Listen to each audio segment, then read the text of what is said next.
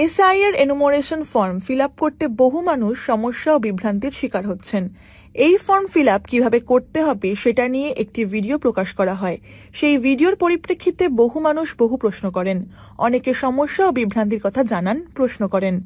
আজকের এই ভিডিওতে আমরা প্রথম দফায় 23টি প্রশ্নের উত্তর ও আরও কিছু তথ্য দেওয়ার চেষ্টা করলাম। প্রশ্ন নম্বর 1, এসআইআর ফর্ম কোথায় পাওয়া যাবে? ফর্ম পাওয়া যায় স্থানীয় বুথ লেভেল অফিসার BLOর কাছে অথবা অনলাইনে voters.eci.gov.in ওয়েবসাইটে। প্রশ্ন নম্বর 2, ফর্ম কোথায় জমা দিতে হবে? আপনার এলাকার BLOর কাছে সরাসরি জমা দিন অথবা অনলাইনে voters.eci.gov.in এর মাধ্যমে সাবমিট করতে পারেন। প্রশ্ন নম্বর 3, ফর্ম জমা দেওয়ার পর কিভাবে জানবো আমার নাম তালিকায় উঠেছে কিনা? voters.eci.gov.in অথবা ceowestbengal.wb.gov.in ওয়েবসাইটে গিয়ে নিজের নাম যাচাই করা যায়। প্রশ্ন নম্বর 4, ফর্ম পূরণের সময় ভুল হলে কি খুব সমস্যা হয়? হ্যাঁ, ভুল নাম, ভুল জন্ম তারিখ বা ভুল ঠিকানা বা ভুল প্রমাণপত্র দিলে ফর্ম বাতিল হতে পারে। তাই সাবধানে পূরণ করুন এবং প্রমাণপত্র স্পষ্টভাবে যুক্ত করুন। তবে BLOরও দায়িত্ব রয়েছে ফর্ম জমা নেওয়ার সময় ভালো করে দেখে নেওয়া এবং সঠিক তথ্য BLO অ্যাপে পূরণ করার। প্রয়োজনে জমা দেওয়ার সময় BLOকে ভালো করে ফর্মটি দেখে নিতে বলুন। প্রশ্ন নম্বর 5, ফর্ম পূরণের সময় কালো না নীল কোন কলম ব্যবহার করতে হবে? নীল বা কালো দুটোই চলবে, তবে লেখা স্পষ্ট হওয়া চাই। তবে নীল কালিতে পূরণ করলে ভালো। প্রশ্ন নম্বর 6, ফর্ম পূরণের সময় মোবাইল নম্বর দেওয়া কি বাধ্যতামূলক? না থাকলে ফর্মে লিখে দিন আমার বা আমার পরিবারের কারো মোবাইল ফোন নেই, তবে দিলে যোগাযোগ ও পরে যাচাইয়ের জন্য সুবিধা হবে। প্রশ্ন নম্বর 7, অনলাইনের মাধ্যমে গণনা ফর্ম কিভাবে পূরণ ও জমা করব? আপনি ECINET অ্যাপের মাধ্যমে গণনা ফর্মটি ডাউনলোড করতে পারেন। এটি পূরণ করে আপলোড করুন অথবা voters.eci.gov.in ওয়েবসাইটে গিয়ে গণনা ফর্মটি ডাউনলোড করুন। এটি পূরণ করে আপলোড করুন। প্রশ্ন নম্বর 8, নির্বাচন কমিশনের কোনো হেল্পলাইন নম্বর আছে কি? নির্বাচন কমিশনের toll free voter helpline number 1950। প্রতিটি বিধানসভার কেন্দ্রে EROর অফিসে একটি করে হেল্পলাইন নম্বর চালু করা হয়েছে। সেই নম্বর জোগাড় করেও যোগাযোগ করতে পারেন। প্রশ্ন নম্বর 9, অনলাইনে ফর্ম জমা দিলে আবার কাগজ জমা দিতে হবে কি?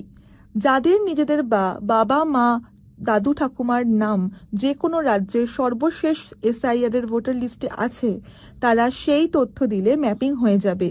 তাদের অনলাইন বা অফলাইন কোনো ক্ষেত্রেই কোনো কাগজ জমা দেওয়ার কথা নয়। অনলাইন জমা দেওয়াই যথেষ্ট। তবে সাম্প্রতিক একটি রঙিন ছবির স্ক্যান কপি প্রস্তুত রাখবেন, কারণ সেটি আপলোড করতে হবে। প্রশ্ন নম্বর 10, যদি আমি কর্মসূত্রে বাইরে থাকি অন্য কেউ কি আমার হয়ে ফর্ম জমা দিতে পারে? হ্যাঁ, পরিবারের প্রাপ্তবয়স্ক যে কোনো সদস্য জমা দিতে পারেন। সেক্ষেত্রে যিনি সই করবেন তিনি নিজের নাম সই করবেন এবং সইয়ের নিচে ভোটারের সাথে তার সম্পর্ক লিখে দেবেন। প্রশ্ন নম্বর 11, কোন ভাষায় ফর্ম ফিল আপ করবেন? বাংলা ইংরেজি দুটোতেই করতে পারেন। যদি দেখেন কোনো একটি ভাষায় বানান তথ্য নিয়ে সমস্যা হচ্ছে, তাহলে যেটিতে সঠিক বানান তথ্য রয়েছে সেই ভাষায় ফিল আপ করলে সুবিধে হবে। প্রশ্ন নম্বর 12, ফর্ম জমা দেওয়ার সময় কোনো ফি দিতে হবে কি? না, ফর্ম পূরণ ও জমা দেওয়ার সম্পূর্ণ বিনামূল্যে। প্রশ্ন নম্বর 13, BLO আসার সময় আমি যদি বাড়িতে না থাকি? BLO যদি প্রথমবার আপনার বাড়িতে গিয়ে কাউকে না পান, তাহলে তিনি আরও 2 বার, মোট 3 বার আপনার বাড়িতে যাবেন। তারপরও না পেলে অ্যাবসেন্ট রিপোর্ট করতে পারেন। আগে পরিবারের কেউ বা প্রতিবেশীকে জানিয়ে রাখুন যেন তারা তথ্য দিতে পারেন, অথবা অনলাইনেও ফর্ম জমা করতে পারেন।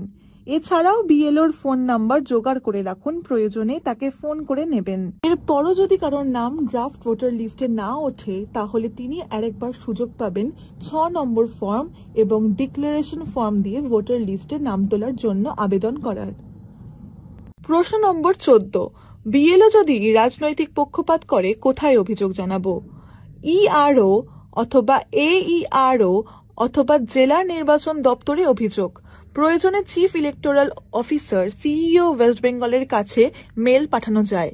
এছাড়া এলাকায় ভারতের কমিউনিস্ট পার্টি মার্ক্সবাদীর ভোট অধিকার সুরক্ষা কেন্দ্রে যোগাযোগ করুন। প্রশ্ন নম্বর 15, আমার 2002 ও 2025-এর দুটি তালিকায় নাম রয়েছে, তা সত্ত্বেও কি আমার ফর্ম জমা করতে হবে? হ্যাঁ, না হলে আপনার নাম ভোটার তালিকায় উঠবে না। প্রশ্ন নম্বর 16, নতুন ভোটার বাড়িতে থাকলে তার নাম উঠবে কিভাবে?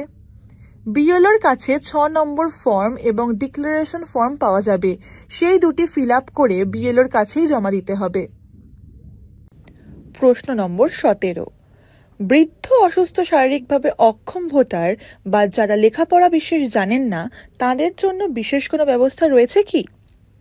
বিএলওকে ফোন করুন, তিনি নিজে অথবা সরকারি কোনো কর্মচারী ভলান্টিয়ারকে দিয়ে সাহায্য করতে পারেন।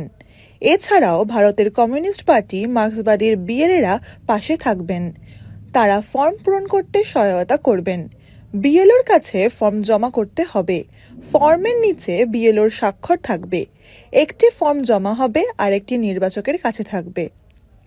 প্রশ্ন নম্বর 18, ভোটার লিস্ট কবে বেরোবে? Draft voter list 9/12/2025, final voter list 7/2/2026। প্রশ্ন নম্বর 19, ড্রাফট ভোটার লিস্টে নাম না থাকলে কি আর কিছু করা যাবে না? যাবে, 6 নম্বর ফর্ম এবং তার সাথে ডিক্লারেশন অ্যানেক্সার 4 ফর্ম জমা করতে পারবেন। প্রশ্ন নম্বর 20, কাদের নামে ফর্ম বেরোবে? 27/10/2025 অবধি 2025 সালের ভোটার লিস্টে যাদের নাম রয়েছে তাদের প্রত্যেকের নামে এনুমারেশন ফর্ম অ্যানেক্সার 3 বেরোবে। প্রশ্ন নম্বর 21, যাদের নামে ফর্ম বেরোবে তারা যদি 4 ডিসেম্বরের মধ্যে ফর্ম জমা করতে না পারেন তারা কি পরে সেই ফর্ম জমা করতে পারবেন? না, তাদেরকে 6 নম্বর ফর্ম এবং তার সাথে ডিক্লারেশন অ্যানেক্সার 4 ফর্ম জমা করতে হবে। প্রশ্ন নম্বর 22, ফর্মের সাথে কোনো প্রমাণপত্র নথি জমা করতে হবে? না, প্রথম পর্যায়ে 4 নভেম্বর থেকে 4 ডিসেম্বর কাউকে কোনো নথি জমা করতে হবে না। প্রশ্ন নম্বর 23, যাদের নিজেদের বা বাবা মা ঠাকুরদা ঠাকুমার নাম সর্বশেষ এসআইআর এর ভোটার লিস্টে নেই তারা কি কি নথি দেখাবেন? জন্ম তারিখের ভিত্তিতে কাউকে 1টি, কাউকে 2টি, কাউকে 3টি নথি দেখাতে হতে পারে, কাজেই সেই নথিগুলির অরিজিনাল ও জেরক্স প্রস্তুত রাখতে হবে। 1/7/1987 আগে জন্ম, নিজেদের একটি নথি। 1/7/1987 থেকে 2/12/2004 অবধি জন্ম, নিজের একটি বা বাবা মায়ের একটি নথি। 2/12/2004 পর জন্ম, নিজের একটি নথি এবং বাবা মা উভয়ের একটি করে নথি।